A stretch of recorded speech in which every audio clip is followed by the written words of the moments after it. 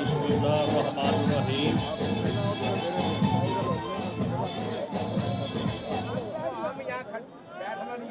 बिस्मिल्लाहिर्रहमानिर्रहीम। मुल्तान पाकिस्तान मुस्लिम लीग नून workers convention के दोस्तों, भाइयों, और आज के इस कन्वेंशन के मेहमान ख़ास मोहतरम हमजा शहबाज शरीफ साहब, हमारे मुल्तान डिवीज़न के सदर अब्दुल रहमान कांजू साहब,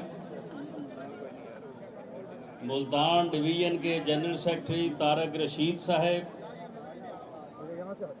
मेरे छोटे भाई और पंजाब के सेक्रेटरी जनरल अवैस खान लगारी साहब, मुल्तान की मकामी क़यादत से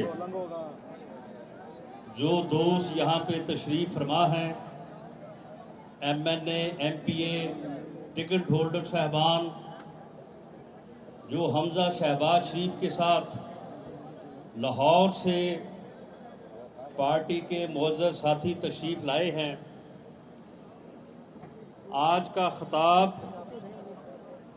आज की बात तो हमारे पार्टी लीडर, पंजाब के पार्लिमानी लीडर मियां हमजा शहबाज शरीफ करेंगे, लेकिन मैं अपने वर्कर भाइयों को, मुल्तान के वर्कर्स कन्वेंशन के शुरका को मैं चंद लम्हों में एक मुख्तसर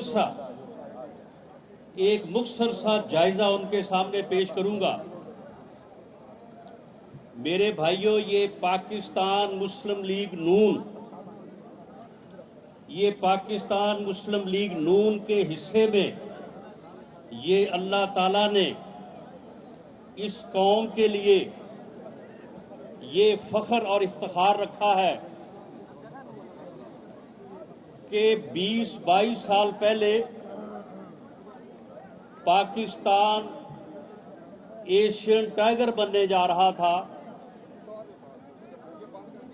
पाकिस्तान पूरी दुनिया के अखबारात और पूरी दुनिया के रसायल ये लिख रहे थे कि पाकिस्तान जिस लिहाज से तरक्की कर रहा है, एशियन टाइगर बनने जा रहा है, एक तरक्की याफ्ता मुल्क बनने जा रहा है, कि इसी दौरान हिंदुस्तान ने एटमी धमाके किए और पाकिस्तान के ऊपर पूरी दुनिया का दबाव आया कि हिंदुस्तान ने बेशक एटमी धमाके किए हैं, लेकिन पाकिस्तान कोई एटमी धमाका ना करे, क्योंकि दुनिया को ये गवारा नहीं कि कोई इस्लामी मुल्क जो है वो एटमी कुव्वत बने। लेकिन उस वक्त के वजीर आजम ने अमेरिका के सदर के 5 टेलीफोनों के मुकाबले में 6 धमाके करके पाकिस्तान को एटमी कुव्वत बनाया और पाकिस्तान दुनिया के नक्शे पे पहली इस्लामी कुव्वत बन के उभरा और पाकिस्तान तरक्की की मंजिलें तय कर रहा था कि 12 अक्टूबर 99 आ गया।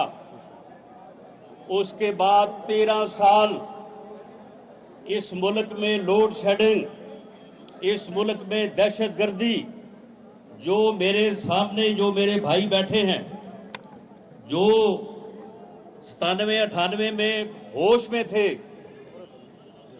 20-22 साल की उम्र को थे, वो बताएं कि उस वक्त किसी ने लोड शेडिंग का नाम सुना था?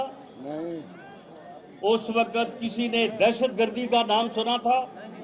कोई दहशतगर्दी नहीं थी, कोई महंगाई नहीं थी, कोई लोड शेडिंग नहीं थी। लोग सुख की रोटी खाते थे और मुल्क तरक्की कर रहा था कि 12 अक्टूबर मुसल्लत किया गया और 13 साल बाद दोबारा جب ملتان کے بھائیوں آپ نے، جنوبی پنجاب نے، سینٹرل پنجاب نے اور پورے پاکستان نے دوبارہ میاں نواز شریف کو اس ملک کی باغ دوڑ سنبھالی، تو اس وقت دو مسئلے تھے۔ ہر طرف یہ کہا جا رہا تھا کہ لوڈ شیڈنگ ہے اور دہشت گردی ہے۔ ان دو مسئلوں کے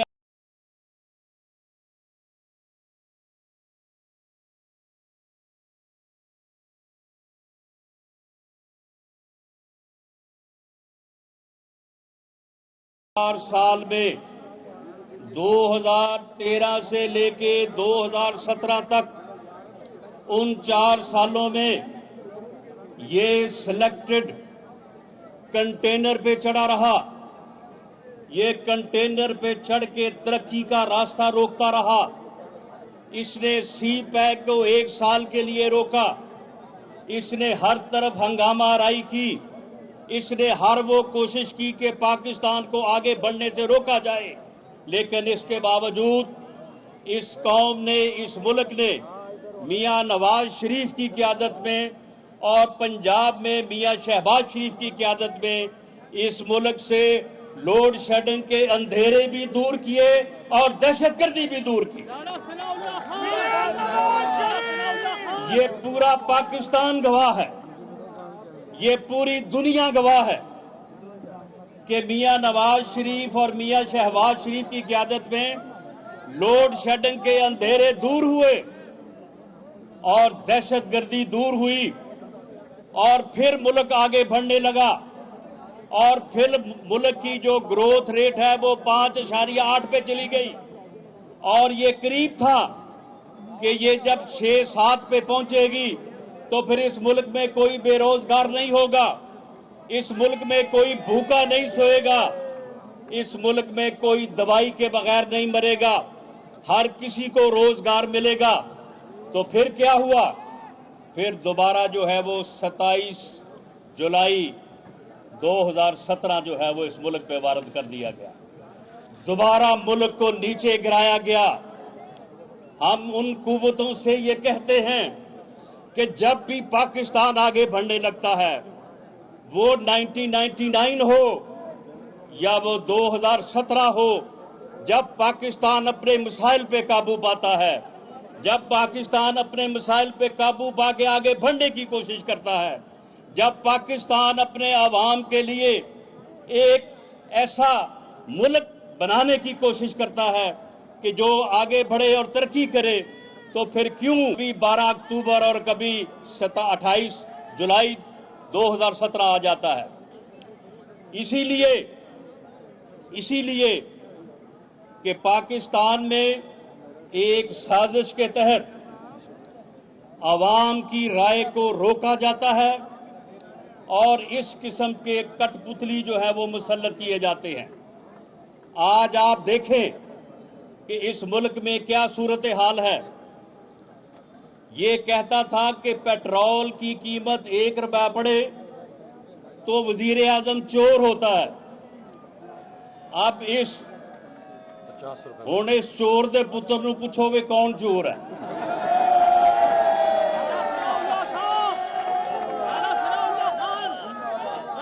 یہ کہتا تھا کہ پیٹرول کی 1 روپے قیمت بڑھے تو وزیر اعظم چور ہوتا ہے۔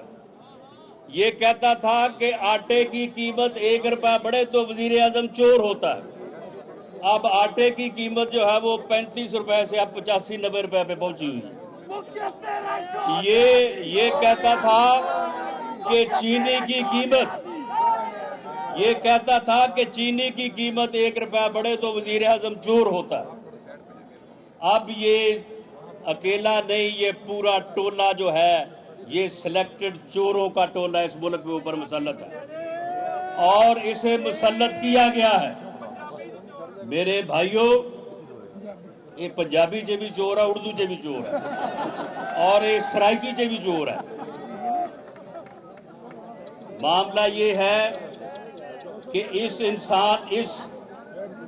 بے شرم انسان نے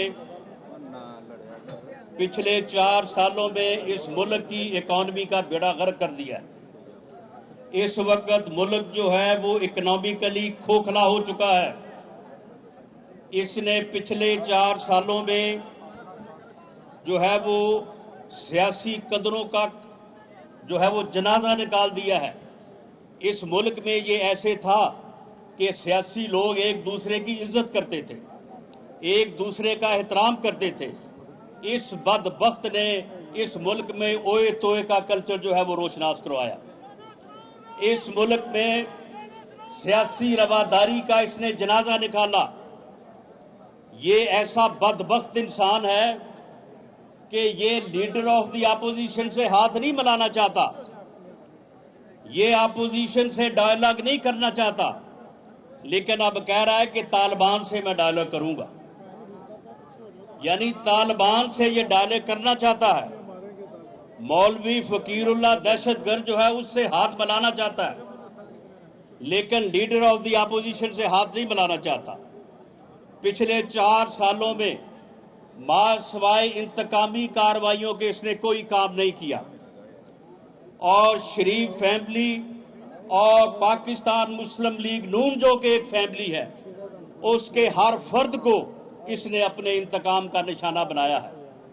سب سے زیادہ انتقام جس شخص سے لیا اور جس کو سب سے زیادہ جیل میں رکھا وہ آپ کے سامنے بیٹھا ہے, حمزہ شہباز شریف.